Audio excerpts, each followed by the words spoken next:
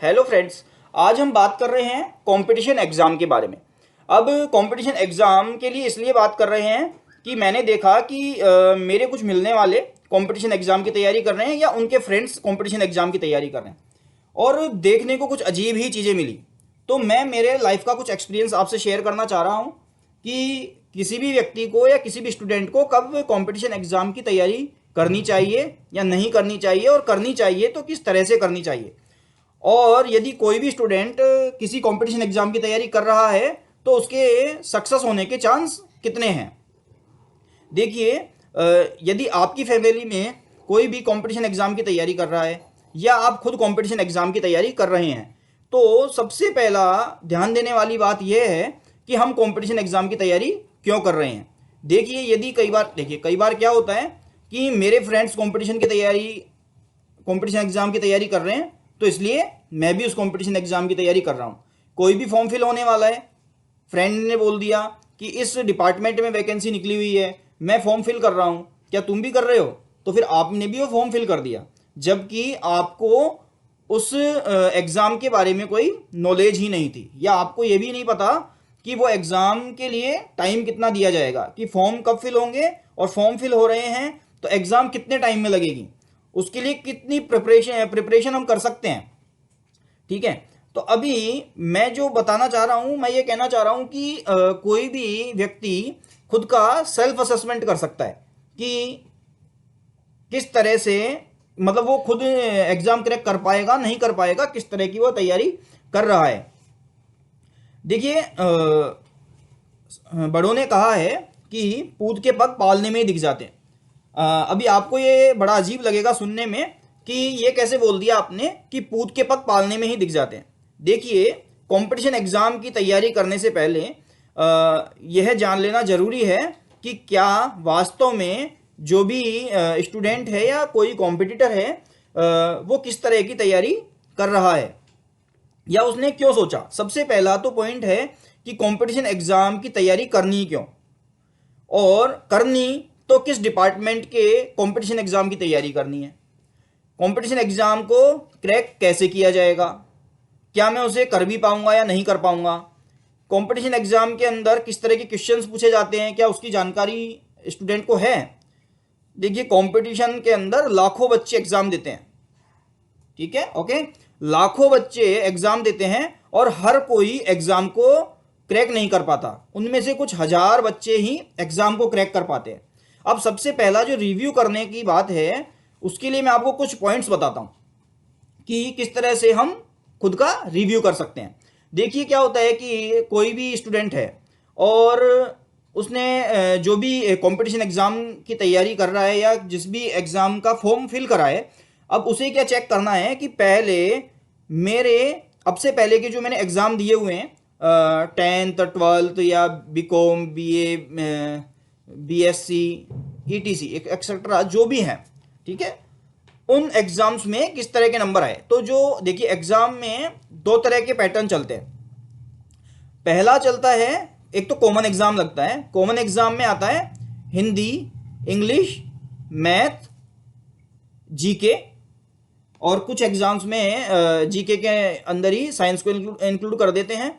और माइंड की कैपेसिटी कितनी है, थिंकिंग पावर कितनी है, इसको चेक करने के लिए रीजनिंग का एग्ज़ाम लिया जाता है, राइट है। और सेकंड जो एग्ज़ाम लगता है वो लगता है सेकंड एग्ज़ाम में अपने सब्जेक्ट के हिसाब से कि आप किस डिपार्टमेंट में जा रहे हैं, तो सब्जेक्ट के अकॉर्डिंग। मान लीजिए कि जैसे कि कोई भी पर्सन है, यदि वो अकाउंटेंट की तैयारी कर रहा है या अकाउंटेंट का उसने फॉर्म फिल किया है, तो पहला उसका जो एग्ज़ाम लगेगा वह लगेगा कि कॉमन एग्ज़ाम, ठीक है, जिसमें हिंदी हो गई, इंग्लिश हो गई और मैथ हो गई, जीके, साइंस, और एक्स्ट्रा के अंदर कंप्यूटर, ठीक है। फर्स्ट पेपर के अंदर ये इंक्लूड हो जाते हैं, या कंप्यूटर कई बार सेकंड एग्जाम में इंक्लूड होता है, राइट है। तो अभी हमें सेल्फ असेसमेंट कैसे करना है कि ऐसे कहते हैं कि पूत के पग पालने में ही दिख जाते हैं। अब आप ये सोचेंगे कि ये कैसे अजीब बात बोल दी, पूत के पग पालने में ही दिख जाते हैं। तो देखिए, ये बड़ों की कहावत है। अब पूत के पग पालने में कैसे दिखते हैं कि अब से पहले जो हमने लाइफ में एग्ज़ाम दिए कि 10th 12th बीकॉम, बीएससी या एमबीए जो भी किया हुआ है आपने, तो अभी जो कॉमन एग्जाम है वो 10th लेवल का होता है मोस्टली, 10th या 12th लेवल का। तो अभी हमें ये ध्यान देना है कि हमारे 10th में किस किस सब्जेक्ट में कितने कितने मार्क्स आए हुए हैं, राइट। और सेकंड ये कि हम जिस भी सब्जेक्ट का एग्जाम दे रहे हैं, जैसे कि अकाउंटेंट का दे रहे हैं या रेलवे का या एसएससी या जो भी कोई है या कोई जेवीवेनल, किसी का भी एग्जाम है, तो अभी हमें यह ध्यान देना है कि जो सबसे पहला पार्ट होगा कॉमन एग्जाम का, कि हिंदी, इंग्लिश, मैथ, जीके, तो इसमें हमारे मार्क्स कितने आए थे, मतलब कि हमने उस वक्त कितनी पढ़ाई की थी। क्योंकि अभी जो एग्जाम होने वाला है यह 10th स्टैंडर्ड के पेपर या 12th स्टैंडर्ड के पेपर के हिसाब से ही होने वाला है। तो अभी हम ये चेक कर सकते हैं सबसे पहले कि उस वक्त मेरे इस सब्जेक्ट में इतने नंबर आए, इसमें इतने आए, मतलब कि मैं किस लेवल पे खड़ा हूँ। और सेकंड चेकिंग पॉइंट्स ये है कि यदि आपने काफ़ी टाइम पहले 10th या 12th या जो भी आपने ग्रेजुएशन की एग्ज़ाम दी या पोस्ट ग्रेजुएशन की एग्ज़ाम दी, तो आपके कितने मार्क्स आए, किस सब्जेक्ट में आप कमज़ोर हैं, किस में आपको एक्स्ट्रा तैयारी करनी है, राइट।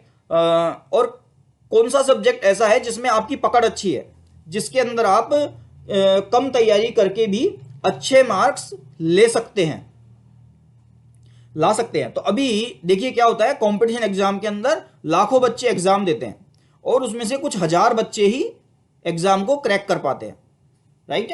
तो अभी हमें क्या करना है कि जैसे जैसे एग्जाम का सिलेबस है उसके अकॉर्डिंग हमें ये चेक करना है कि अब से पहले इन सब्जेक्ट्स में मेरे कितने मार्क्स आए हुए हैं, या आपने अभी कोई रिसेंटली एग्जाम दिया है तो उसमें आपके कितने नंबर आए थे और उन नंबर जो सब्जेक्ट में किस सब्जेक्ट में कितने नंबर आए।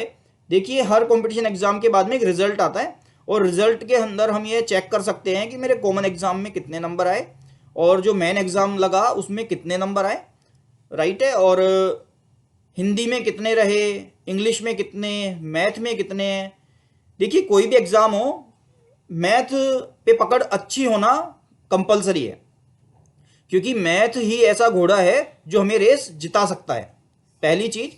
सेकंड पॉइंट है कि हिंदी और इंग्लिश के अंदर कॉमन नॉलेज होना जरूरी है यदि आपको एग्जाम क्रैक करना है तो। और जीके के अंदर नॉलेज होना अच्छी है, लेकिन जीके का जो क्षेत्र है या एरिया है बहुत बड़ा है, तो उसे वैसे क्रैक नहीं किया जा सकता कि मतलब उसमें 100% हम मार्क्स लिए हैं। मैथ में ला सकते हैं अच्छी तैयारी करके, लेकिन जीके के अंदर क्या है कि जो भी उसका मिनिमम कट ऑफ है तो हम उससे कुछ ऊपर लेके चले। अब उसके लिए हमें ये चेक करना जरूरी रहता है कि कोई भी कंपटीशन एग्जाम है तो जो उसका जीके का पार्ट है वो किस किस पार्ट में बटा है। मतलब क्या होता है कि जैसे कि कोई राजस्थान के एग्जाम है तो राजस्थान लेवल के अंदर उन्होंने राजस्थान की संस्कृति, राजस्थान का इतिहास वगैरह जो भी क्वेश्चंस दे दिए, भूगोल भी दे दिया, उसमें थोड़ा सा साइंस दे दिया, तो कौन सा वाला पार्ट कितना किसका दिया। तो जिसको मैं इजीली कवर कर सकता हूं उसको तो मेरे को 100% कवर करना है। और जिसका एरिया बहुत बड़ा है कि जैसे एक करंट जीके में भी पर डे अपडेट होते रहते हैं। तो अभी एग्जाम का जो फॉर्म है वो कब फिल हुआ है, एग्जाम कब लग रही है, इसके बीच का अगर जो टाइम है वो 3 4 6 महीने का है तो वह करंट जीके में अच्छे से कवर हो सकता है। तो इसे भी हम अच्छे से कवर कर सकते हैं, ठीक है। और एक चीज कि अगर कोई भी स्टूडेंट फ्रेंड्स की देखा देखी में अगर फॉर्म फिल कर रहा है तो उसके एग्जाम क्रैक करने के चांसेस बहुत कम लगते हैं। उसके पीछे कारण क्या है कि वो जो एग्जाम का फॉर्म फिल किया वो फ्रेंड के कहने पे किया, खुद का कोई प्लानिंग नहीं था। देखिए कोई भी कंपटीशन एग्जाम है, यदि कोई भी स्टूडेंट उसकी तैयारी कर रहा है या करना चाहता है तो वो करता है कि मेरा प्लानिंग है, फ्यूचर प्लानिंग, कि मैं इस डिपार्टमेंट में जाऊं या मैं इस डिपार्टमेंट में जाके इस पोस्ट को लूं और फिर मेरे को किसी ने गाइड किया हुआ है, फिर मैं नेक्स्ट लेवल की एग्जाम इस तरह से दे सकता हूं, फिर उससे नेक्स्ट इस तरह से दे सकता हूं, जिससे कि मेरी पोस्ट भी इंक्रीज होती रहेगी, राइट है। और यदि सिर्फ देखा देखी में ही एग्जाम दे रहे हैं तो फिर क्लियर एग्जाम क्रैक करने के चांस कम है।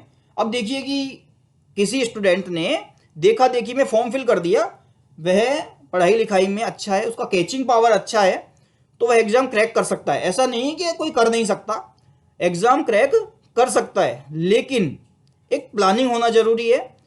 सभी सब्जेक्ट्स पे अपनी पकड़ रखना जरूरी है। यदि देखिए ये एक दो आप एग्जाम देंगे, एक या दो, तो आपको थोड़ा थोड़ा पैटर्न पता लगने लग जाएगा कि किस तरह के क्वेश्चंस पूछे जाते हैं। देखिए कॉमन एग्जाम के अंदर 10th लेवल के क्वेश्चंस पूछे जाते हैं, और 10th लेवल के अंदर जो क्वेश्चंस होते हैं वो किस तरह के कि जैसा 10th स्टैंडर्ड में बेसिक क्वेश्चंस, बेसिक क्वेश्चंस मतलब जो कि गहराई का, मतलब जिसका आंसर भी 10th का बच्चा इजीली दे सकता है, इस तरह के क्वेश्चंस। या अगर 12th लेवल का एग्जाम है तो थोड़ा स्टैंडर्ड बढ़ जाता है, राइट है।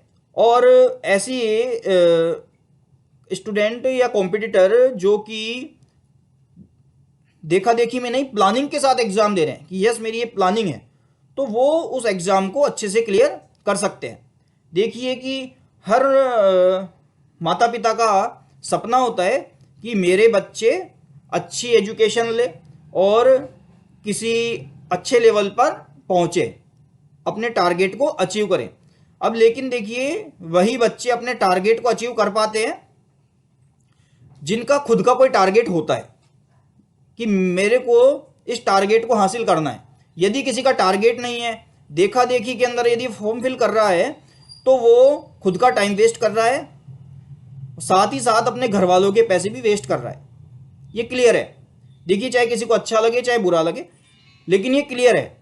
यदि कोई भी कॉम्पिटिटर एग्जाम की जो तैयारी है वो फ्रेंड के कहने के हिसाब से कर रहा है, तो वो उस एग्जाम को क्रैक नहीं कर पाएगा। वो खुद का टाइम वेस्ट कर रहा है, अपने पेरेंट्स के पैसे वेस्ट कर रहा है। ये क्लियर है। और यदि उसका टारगेट है, तो टारगेट देखिए टारगेट क्या होता है। टारगेट के अंदर आदमी को ना भूख लगती है ना नींद आती है। नींद भी आ जाती है ना तो सपनों में भी वो क्वेश्चन ही सॉल्व करता रहेगा। उसके दिमाग में क्या है, वही रहता है, दिमाग में यही चलता रहता है कि मुझे इसे क्रैक करना है, तो इसके लिए मुझे किन किन पॉइंट्स को क्लियर करना है। उसके दिमाग में हमेशा यही चीज़ चलती रहती है। और जो बच्चे अपने माँ बाप की भावनाओं को समझ करके और उसके अनुरूप तैयारी करते हैं और तैयारी करते हैं, वही बच्चे अपने एग्ज़ाम को क्रैक कर पाते हैं। तो इसलिए कोई भी पेरेंट्स, सबसे पहला तो ये कि अगर कोई पेरेंट्स जो कि मेरा वीडियो देख रहा है इस वक्त, तो वो सबसे पहले तो ये चेक कर ले कि जो मेरा चाइल्ड है, मेरा बेटा है, बेटी है, या जो भी है, तो वो वास्तव में तैयारी कर किस सब्जेक्ट की रहा है या किस कंपटीशन एग्जाम की कर रहा है, वो किस लेवल से कर रहा है, और अभी जो उसने कोई लास्ट एग्जाम दिए तो उसके कितने नंबर आए थे। देखिए कई बार क्या होता है कि फ्रेंड आपस में बहुत बार तो करते हैं, 90% सपोर्ट नहीं करते, क्योंकि कंपटीशन के अंदर देखिए सभी को ये रहता है कि मैं कंपटीशन क्रैक कर जाऊं। 10% फ्रेंड ऐसे होते हैं जो चाहता है कि मेरा फ्रेंड एग्जाम क्रैक कर जाए और वो लग जाए। देखिए ये सच्चाई है कि मेरा फ्रेंड कभी एग्जाम में मेरे से आगे नहीं जाना चाहिए और फेल भी नहीं होना चाहिए। ये सभी फ्रेंड सोचते हैं कि मेरा जो फ्रेंड है वो लाइफ में मेरे से आगे नहीं जाना चाहिए, और ये भी सोचते हैं लेकिन वो कभी फेल भी नहीं होना चाहिए, मतलब वो पास भी होता रहे लेकिन मुझसे पीछे ही रहे। तो इसलिए 10% फ्रेंड्स ही ऐसे होते हैं जो कि अपने फ्रेंड की वास्तव में हेल्प करते हैं। 90% दिखाते हैं कि मैं हेल्प कर रहा हूं, लेकिन करते नहीं है। कहीं ना कहीं उनके मन में रहता है कि मुझे सक्सेस होना है, दूसरे को नहीं। तो इसलिए कोई भी कंपटीशन एग्जाम को यदि क्रैक करना है तो टारगेट खुद को ही बनाना पड़ता है कि यस मुझे इसको क्रैक इसलिए करना है कि मुझे कुछ पाना है, मेरे कोई सपने हैं उनको पूरे करने हैं, मेरे को मेरे पेरेंट्स के सपने पूरे करने हैं। अपने फैमिली की तरफ देख करके, अपने एज की तरफ देख करके वो उन टारगेट को पूरा करने के लिए जुट जाते हैं। तो इसलिए मेरा कहने का था कि यदि आप कोई कंपटीशन एग्जाम की तैयारी कर रहे हैं, या जो भी मेरा वीडियो देख रहे हैं उनकी फैमिली से कोई कंपटीशन एग्जाम की तैयारी कर रहा है, तो वो स्टूडेंट का रिव्यू लेते रहें। और यदि आप खुद ही कॉम्पिटिटर हैं तो आप खुद का रिव्यू खुद करें, सेल्फ असेस करें खुद को, अपना टाइम वेस्ट ना करें और कभी घबराएं नहीं। देखिए अगर आप खुद का सेल्फ असेसमेंट करेंगे और यदि आप खुद को फेलियर पाते हैं तो इसको चेक करने वाला कौन है, मतलब आप खुद ही तो हैं, ये किसी के सामने शो थोड़ी हो रहा है। लेकिन यदि आप 2-3-4 बार एग्जाम दे रहे हैं और आप उसमें फेल हो रहे हैं, अब सब पूछ रहे हैं आपसे, आपकी फैमिली से कि क्या हुआ, वो एग्जाम दिया था ना उसका रिजल्ट कैसा रहा। आपकी फैमिली से पूछ रहे हैं तो उन पर भी प्रेशर बना रहता है। आपसे बार बार पूछते हैं तो आप पे भी प्रेशर बनता है, फिर फैमिली आप पे प्रेशर बनाती है कि बेटा क्या हुआ, क्यों, क्योंकि हर एग्जाम के अंदर टाइम भी लगता है, पैसा भी लगता है, सब कुछ है, और एज भी तो धीरे धीरे जाती रहती है। या मान लीजिए आज आप 20, 21, 22 साल के हैं, और अगर आप तैयारी करते करते 2, 3 साल निकाल दिए, तो फिर कहीं ना कहीं एज कमाने की भी निकलती जाती है, और कहीं ना कहीं शादी वाले भी आने लग जाते हैं, तो फिर फैमिली पे प्रेशर क्रिएट होने लग जाता है। तो इसलिए कोई भी एग्ज़ाम की तैयारी करें, अपना कॉलेज देखो, मेरा कहने का इतना सा भी है कि यदि आपके मिलने वाला कोई भी बंदा है, यदि उसने 12th पास कर ली, और 12th पास करते ही अगर कोई चाहता है कि कोई उसकी हेल्प करे, तो आप उसे सजेस्ट करें कि आप सबसे पहले अगर कंपटीशन एग्जाम की तैयारी करें तो वो बेस्ट रहेगा, क्योंकि उसको 10th 12th का जो सिलेबस है वो दिमाग में अच्छी तरह याद है, और अभी वो एग्जाम को क्रैक करने के लिए 100% रेडी है। और कई बार क्या होता है कि कुछ लोग पढ़ाई छोड़ देते हैं, फिर बीच में ब्रेक मिल जाता है, फिर ब्रेक के बाद में फिर सोचते हैं कि अब मैं कंपटीशन एग्जाम की तैयारी करता हूँ। इस तरह के लोग ना 2-3% ही होते हैं जो कि एग्जाम को क्रैक कर पाते हैं, जो भी बहुत मेहनती होते हैं, और बाकी 95 से 98% का रेशियो फेलियर का रहता है, क्योंकि उनके पास में कहीं ना कहीं फैमिली की जो रेस्पॉन्सिबिलिटी है वो ऐड हो जाती है। तो मैं सभी स्टूडेंट्स को, सभी फैमिली मेम्बर्स को यही कहना चाहता हूँ कि अगर आपकी फैमिली से कोई तैयारी कर रहा है तो उनका रिव्यू आप खुद लेते रहे, बातचीत करते रहे, उन पे प्रेशर क्रिएट ना करें। और यदि स्टूडेंट खुद मेरा कोई वीडियो चेक देख रहे हैं तो सेल्फ असेसमेंट खुद से करें कि वास्तव में मैं किस लेवल पे खड़ा हूँ, मुझे तैयारी किस तरह से करनी है, और मेरे को किस सब्जेक्ट में मेरे अच्छे मार्क्स हैं तो मेरे को एक रिव्यू करने से कवर हो जाएगा सब्जेक्ट, और मेरे किस सब्जेक्ट में कम मार्क्स हैं जिसकी वजह से मैं एग्ज़ाम को क्रैक नहीं कर पा रहा, उसमें अच्छी तैयारी करें। और बाकी अभी वीडियो थोड़ा लंबा हो जाएगा, तो मैं अभी इस वीडियो को यहीं क्लोज करता हूँ। जय हिंद, जय भारत।